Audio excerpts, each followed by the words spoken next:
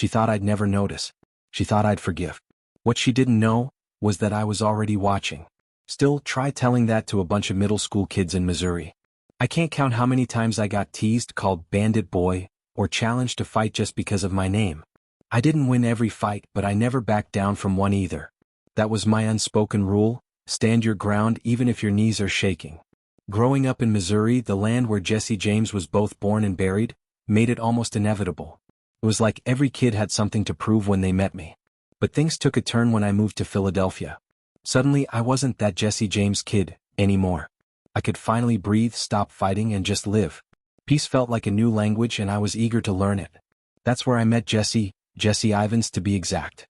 We bumped into each other on the very first day of our freshman year, in organic chemistry class. When the professor took roll, he chuckled and said something like, "Well, if Jesse Ivins marries Frank James, we'll have the infamous duo right here in the lab." Everyone laughed, including us. Jesse and I ended up having lunch together that afternoon. And the next day. And the next. That lunch table became our place for 4 straight years. About 2 months into knowing each other, we spent a weekend at the Tropicana Hotel in Atlantic City's Chelsea neighborhood. That trip meant more than just a getaway, it was the beginning of something real. Chelsea Morning by Joni Mitchell was playing when we woke up Sunday, sunlight pouring through the curtains. From that day on, it became our song. One of those quiet little symbols couples carry around without needing to explain. I still remember one of the first serious things Jessie ever asked me. She looked me straight in the eye and said, "What do you think of men who hurt their partners?" Caught me off guard. I told her honestly, I couldn't imagine doing that. Not to my wife, not to any woman. That's when she opened up about her past. Her father, she said, used to mistreat her mom. That's why they split up. I pulled her close, told her I wasn't him. And I meant it. Thing is, I hadn't always had full control over my emotions. As a kid, my temper was like a fire I hadn't learned to tame.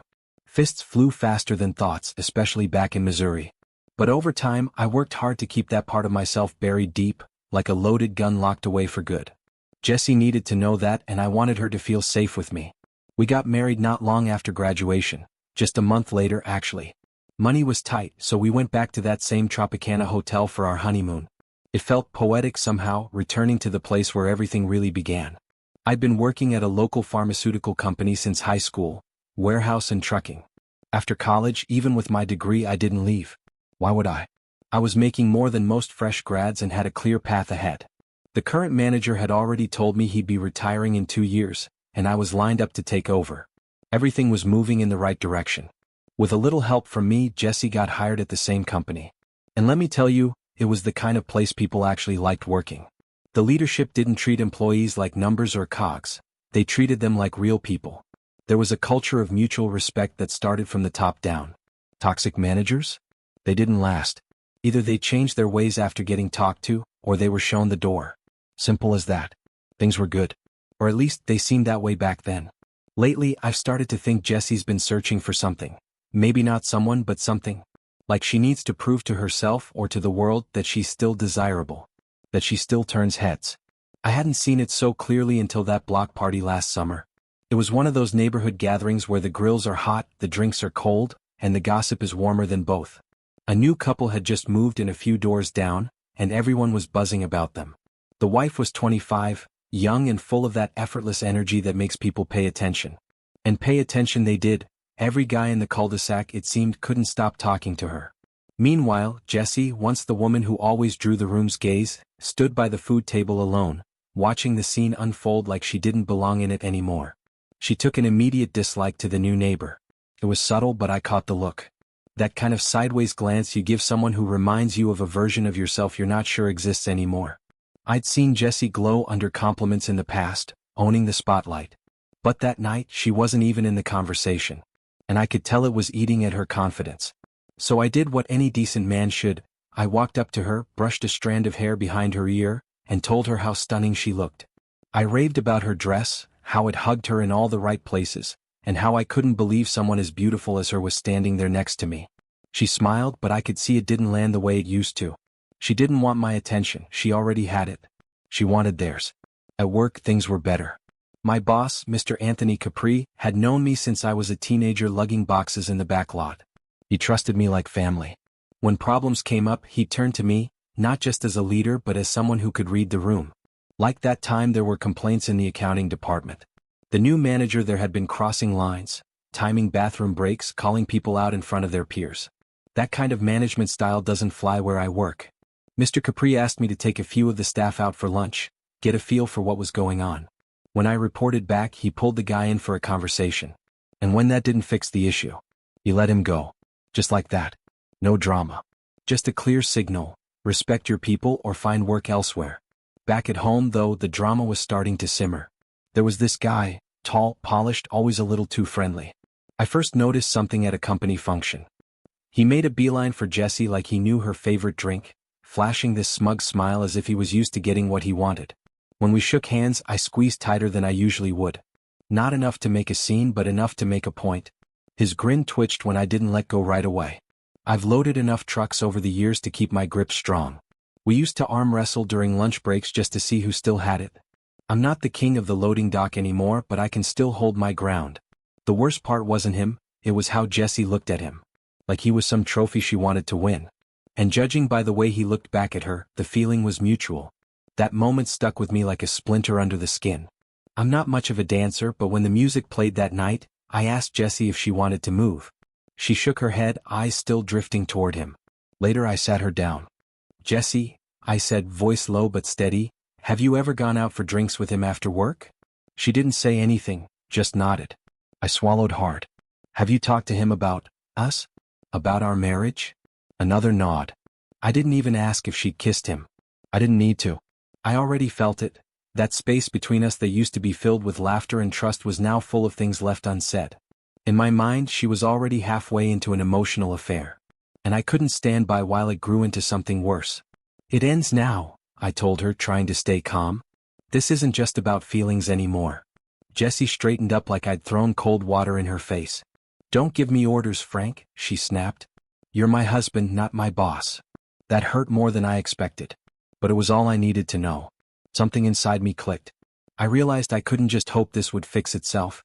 I had to take action, not just for my marriage, but for my own sanity. And so, quietly, I started making a plan. I remembered reading once that every modern printer and copier embeds a tiny, nearly invisible microdot code on each page it prints, like a fingerprint. I was careful, methodical. If I was going to get answers, I couldn't leave any trace of where they came from. I didn't use my home printer. Didn't use the one at the office either. I had another idea. After a few sleepless nights and far too much pacing around the living room, I decided I had to do something, anything, to draw a line. I didn't want this guy, Nick, thinking he could quietly steal pieces of my life while smiling to my face. So I got creative. I found his email address in our company directory. Then I drove out to a nearby Best Buy. I walked in like I was just another customer browsing the laptops. When no one was watching, I sat at one of the demo computers, opened a browser, and set up a fake email account. Nothing traceable. I typed out a short message, direct but calm. I told him, in no uncertain terms, that pursuing someone else's wife could come with real consequences. I didn't threaten him outright. I didn't have to. I just wanted him to think twice before letting his fantasies bleed into reality. Not long after that, I had a completely different experience, one that reminded me of what I was still capable of. Our company had spent millions trying to polish its image in the media. Years of expensive PR campaigns, billboards, press releases. But I had an idea, a pitch for a local news segment highlighting some of our charity partnerships and community work. I called in a favor with a contact at the local station, someone who owed me for helping them out during a production mix-up years ago. That segment ended up bringing in more positive attention than anything the PR department had accomplished in the last 5 years. My name got passed around the executive floor, and even Mr. Capri, our company president, personally thanked me. He handed me a sleek business card with his personal number scribbled on the back. "If you ever need anything," he said, "you call me directly." I was flying high. For once, Jessie seemed proud of the work I did, really proud. She'd always supported me in her way, but I knew deep down she'd never fully respected my job. Not until now. For a little while, things felt whole again. Like we were back in step. But that feeling didn't last. One night I couldn't sleep. Jessie had a weekend work trip coming up with her team, and the thought of her being away, with him, kept my mind spiraling. I stared at the ceiling, heart pounding, unable to take a full breath. Something just felt off. And then the meeting happened. It was called abruptly, No context, just a message from the executive assistant saying that Mr. Capri wanted to see me and Nick in his office, together. When we walked in, the mood was heavy. Mr. Capri motioned for us to sit and gestured at the coffee table between us. "Nick," he said firmly, "empty your pockets." Nick hesitated, clearly rattled, but eventually did as he was told. Among the items he pulled out was his iPhone. Capri picked it up and quickly shut off a recording app that had been quietly running. He turned to me with that steel in his voice look I'd seen only a few times before. "Frank believes you've been crossing lines with his wife. And Nick, you believe Frank has threatened you physically, something about a boxing match." Nick looked at the floor, probably wishing it would swallow him whole. Then Mr. Capri turned back to me, voice lower but even more intense. "I'm not asking you to confirm anything about that email. But let's just say, I'm impressed." I blinked. I wasn't expecting that. He leaned forward. "Frank, running a company like this takes empathy most of the time. But sometimes it takes grit. Guts. You've shown both. And I'll tell you something right now, we don't need managers around here. We need leaders. And I see that in you." That moment still sits with me. It was a strange kind of validation, but it meant something. Not just professionally but personally. Like someone was finally seeing all the parts of me I kept hidden just to get by. Later that week, Jesse and I went away for a long weekend, just the two of us. It had been planned for a while, but after everything it felt necessary. The trip turned out to be exactly what we needed. We laughed more than we had in months. There was a softness between us I'd missed. One afternoon she stepped out of the bathroom, wearing a simple robe, and stood in front of the full-length mirror. Her face changed as she studied herself, a quiet sadness in her eyes. "I'm struggling with what I see these days," she said, almost in a whisper. "I'm not that young woman you met anymore. How can you still want me?" I got up from the bed, walked over, and wrapped my arms around her. "Because when I look at you," I said, "I still see her. I see the woman I met in chemistry class. The one who danced barefoot in Atlantic City. The one who made me believe in forever." She didn't say anything, just let herself lean into me. It was a good weekend. For a while, I let myself believe things were really healing. For my 40th birthday, her father gave me a bottle of 25-year-old Glenlivet. $600, aged as long as Jesse had been alive when we first met.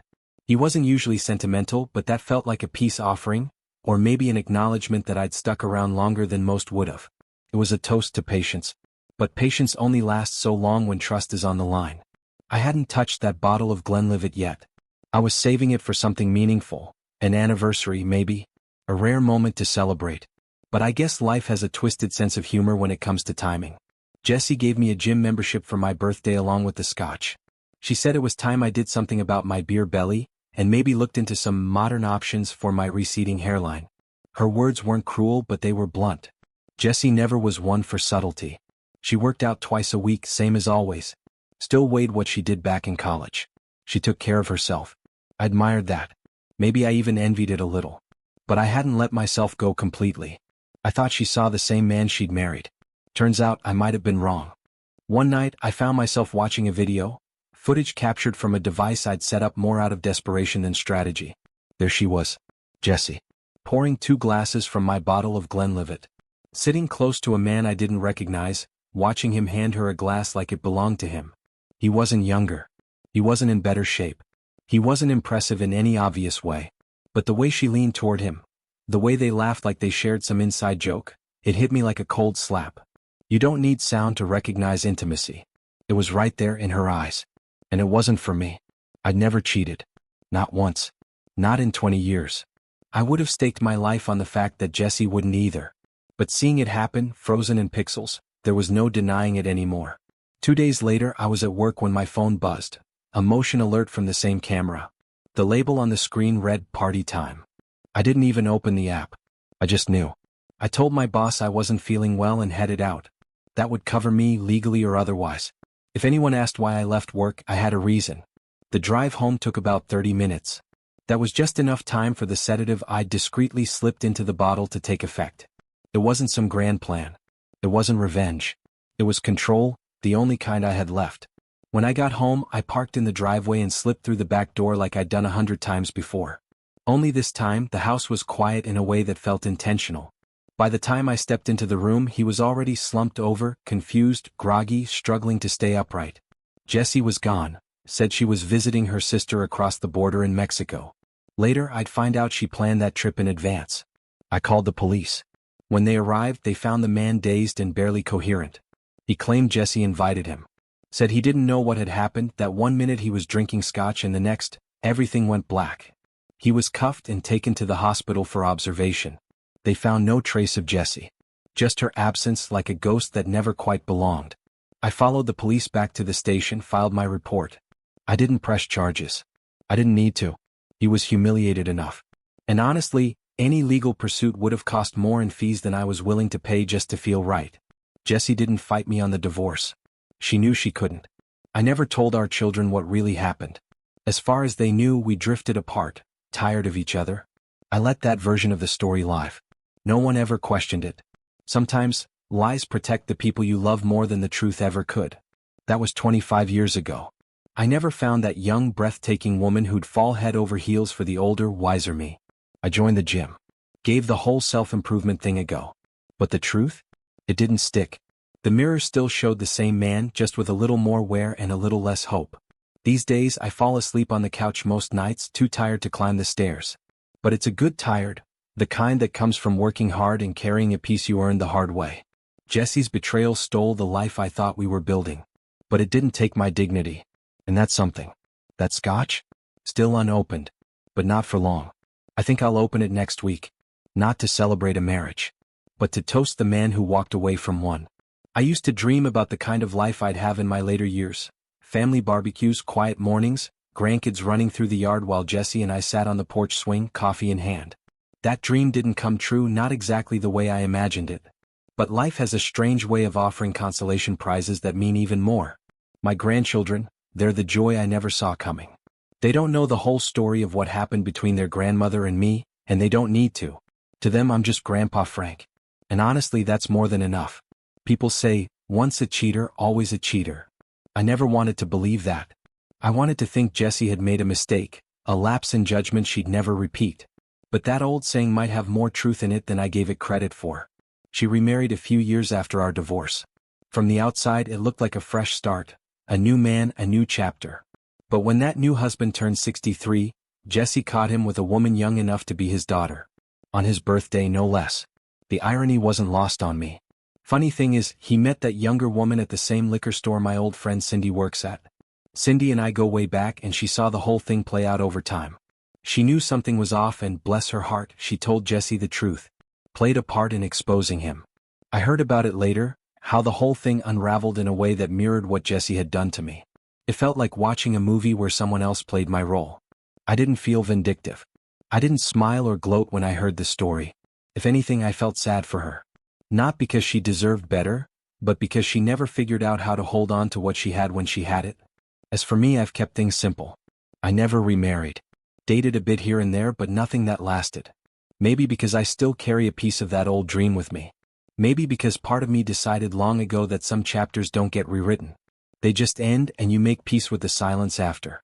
Some nights, I still think about what might have been. But then I hear my grandson's laugh from the other room, or my granddaughter shouting that she beat me in Monopoly again, and it all feels right. Jesse's infidelity denied me the life I once imagined. But life has a way of offering something else if you're patient. Something real. Something good. And that unopened bottle of Glenlivet? I opened it last year. Just me, the fire pit, and the stars overhead. I raised a glass to what was lost, and to everything I still had. Here's to surviving. When I saw him, something in me snapped loose. I didn't shout. I didn't warn him. I just walked straight toward him with purpose. He turned, about to speak. Maybe some excuse, maybe even an apology, but he never got the chance. In one motion, I raised the beer bottle in my hand and brought it down hard across the bridge of his nose. It shattered on contact, glass and blood flying. He collapsed instantly, groaning, hands to his face. Jessie, my wife, started screaming, her voice slicing through the chaos like a fire alarm. I grabbed him by the hair with one hand and yanked the car door open with the other. In that moment, I didn't see a man. I saw betrayal, pain, humiliation, and I channeled every ounce of that into what I did next. I slammed the car door against his head. Once. Twice. I lost count after that. Then I heard someone behind me and turned around. It was John, my oldest friend, standing there with a strange look, half grin, half disbelief. Not approval. Just shock. John, I said, my voice shaking, Can you drive her to her mother's? He nodded, still processing what he'd just witnessed. I told him to explain it to Jessie, that it would be best for her to stay there for a while. For her own safety. For mine. For whatever came next. Later, John and I met up at Joe's Tavern. We didn't talk about what had happened. We had a couple beers and some wings. The place had an impressive tap list. If you're into craft brews, you'd appreciate it. That night, the bitterness wasn't just in the IPA. It was in everything I couldn't say out loud. Did it give me satisfaction? Not exactly. But it was something. A release. I've been lied to. Deceived. She broke the contract we had, the silent vows that mean more than the words spoken at the altar. And he knew she was married. He came after her anyway. People talk a lot about morals, politicians especially. They preach about family values and the importance of marriage. But when it comes down to it, the law doesn't protect the betrayed. There's no court for broken trust. No fine for wrecking a life. That man, her affair partner, he might have been a sociopath, but he was clean on paper. A job, clean tests, community service complete. He'd be out of the state in 3 months. 94 days to be exact. Then it'd be someone else's problem. But I'd still be here cleaning up the mess. You still think he's our guy? A detective once asked a colleague in a different story entirely. More than ever, came the reply. And that line echoed in my mind when I thought of Jessie. When I thought of everything she let happen. Everything she invited in. Later she gave an interview. I wasn't there, but I read the transcript. They asked her if she was afraid of me. I'm scared all the time, she said. Not just because of what he did to Dan, but because I've seen what he's capable of. They also asked if she had stopped loving me. She took a moment before answering. I think I loved him, in my own way, she said. I loved how he loved me. I loved the life we had. And if I'm honest, I loved that he made good money. Then she added, and I loved that he couldn't have kids. That last part hit like a punch I never saw coming. Kate once told a friend that she never liked children. Not just didn't want them, hated them. That should have been a warning sign, I guess, but back then, love made me overlook a lot of things. When we first met, I wouldn't have called myself a catch. I was quiet. A little awkward. Not very experienced with women. But Kate, she brought me out of that shell fast. She had this way of pulling the curtain back on your life and stepping inside like she owned the place. She used to say I had everything a woman could want. I was fit, smart, stable. Honest. I had a great job and a good future. I believed that was enough. I really did. But eventually, I realized she saw me more as a well-built house than a home. Nice to look at, good structure, but not where she wanted to live forever. The day I came home to find the place empty was the day the last illusion shattered. It was a weekday. I remember unlocking the front door and immediately sensing that something was wrong. The air inside the house felt vacant. I stepped into the living room and stopped cold. Gone. Everything. Every piece of furniture, every lamp, every throw pillow, even the rugs had been pulled up and taken. I moved from room to room in disbelief. It was like walking through a model home that had just been cleared for new buyers. The appliances were missing. Oven, stove, microwave, even the ceiling fans. She took the light fixtures. Who does that? I looked out the kitchen window and saw that the backyard was stripped too. Patio furniture, shed, yard decorations, all gone. Even the bird bath and feeder had vanished. It was like she'd erased every trace of herself, and me, on purpose. I ran to the bedroom hoping at least my things were still there. But the closet doors opened to nothing. My clothes were gone. So were hers. There wasn't even a wire hanger left behind. I called the constable and filed a report. When he arrived, he just stared at the gutted house and let out a low whistle. He started scribbling notes while I walked beside him, listing off every missing item like I was naming ghosts. Even the vent covers, he muttered, shaking his head. No window blinds, no nails, not even a picture hook. He smiled at the absurdity. At least she left the doors. And the knobs. That's when he noticed something on the floor, an envelope. It had been tucked behind where the dresser used to stand. I picked it up, expecting a letter. Instead, it was a copy of a check.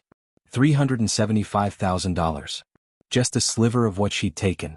My lawyer later told me she walked off with close to $1.2 million in total. Cash, jewelry, stocks, even art I hadn't realized was valuable. None of it was recovered. And Kate never admitted to any of it. Not one word. When she was asked about the money later, she claimed to have no memory. Said she was so distressed over what had happened between me and Dan, that violent moment in the driveway, that she blacked out for nearly 2 weeks. Convenient, isn't it? During the deposition, the detective, probably fed up, finally said, He sounds like a first-class jerk, Mrs. Scott. I can see why you cheated on him. And Kate? She just nodded like that was the end of it. They asked me later to describe my relationship with the man she left me for, Pratt. I had to stop and think for a moment. I'll tell you this, I finally said. There's a war going on inside every man. A battle between the part of him that wants to do right, to live straight and be good, and the part that just wants what it wants, consequences be damned. In most of us, the good wins out. Not always. Not every time. But enough to keep our lives from falling apart. And when it doesn't, well, you end up sitting in an empty house, staring at a piece of paper that used to be your life. Kate started lying long before the affair. First it was little things, where she'd been, who she was with. Then even when caught red-handed, she'd lie to my face and act like I was the crazy one for questioning her. I begged her to cut ties with him, to stop whatever friendship they thought they had. She refused. And that was the moment I knew I wasn't losing my wife. I'd already lost her. At one point, during one of our many arguments, Kate shot back with this snide little remark that still stings to this day. She said, "If you hadn't made such a big deal about Dan, I wouldn't have had to lie about getting lunch or dinner with him. Like it was my fault." They'd been co-workers for about a year, and things started to shift maybe 2 months before I finally confronted the guy. That's when I started noticing her behavior changing. More time at the office, more guarded with her phone, more emotionally distant. You know how people talk about a sixth sense? That gut feeling something's off? I had that in spades. And I was right. The real breaking point came at a barbecue I was hosting for my team at work. I hadn't told Kate about it. I didn't want her there. Too much tension, and frankly, I needed one day to breathe. But somehow she found out anyway. I walked out with a tray of food and nearly dropped it when I saw Dan standing in my backyard, drink in hand like he owned the place. Laughing with my coworkers. Acting like he belonged. I walked up and said firmly, "You're not welcome here. I suggest you put your drink down and leave right now." Kate stepped in between us, arms crossed. "Jim, don't be so rude. I invited Dan. He's always welcome in my home. Apologize to him and behave yourself." Then Dan, smug as ever, leaned in and said, "See, Jimmy? Looks like I am welcome. Why don't you go flip some burgers while I keep Kate company?" I looked at Kate. Calmly. Too calmly. "Kate," I said, "if that guy isn't out of my house in the next 20 seconds, he'll be leaving in an ambulance, and you'll be right behind him with your suitcase packed." She stared at me for a moment like she didn't recognize who she was looking at. Maybe she didn't. Maybe I didn't either. We'd already been talking about separating. The financials were easy enough. No kids, roughly equal incomes, similar savings and retirement accounts. I told her she could take Dan. I'd keep the house. I just wanted peace. I just wanted her gone. But that barbecue pushed everything ahead faster than I'd planned. The mask came off. There was no going back after that. Later, during a deposition, someone asked me directly, "Where were you the morning of June 29, 2015? They wanted a timeline. I gave it to them without blinking. From 12:01 a.m. to about 6 a.m. I was asleep, in my bedroom, second door on the right down that hallway. From 6:01 to 6:08, I was in the bathroom across the hall. Then I made my way into the kitchen, right here where we're sitting now. It was probably the most peaceful part of my day. The calm before everything collapsed for good. I wasn't sitting when the detectives asked where I was that morning. I was standing by the counter, pouring hot water into the coffee press. I even checked the time, 6:08 a.m., as the kettle clicked off. I remember that detail like it was burned into my memory. Funny what sticks. One of the detectives leaned in during questioning and said, "Let me give you something to think about, Mr. Scott. Threatening to do something and not following through? That's one thing. But when you promise you're gonna do something, well, you'd better mean it. There's a difference." Then came the question I knew was coming. "Did you kill Daniel Pratt?" I looked the man straight in the eye. "No, detective. But I sure wished I had." The room went silent after that. They had nothing. No hard evidence. Just suspicion and gut feelings and the weight of everyone's assumptions. Eventually they had to let it go. "It's over, Gil," one of them muttered as they packed up. "We can't prove a damn thing. Close the case." Gil didn't move. Just stared at the open file.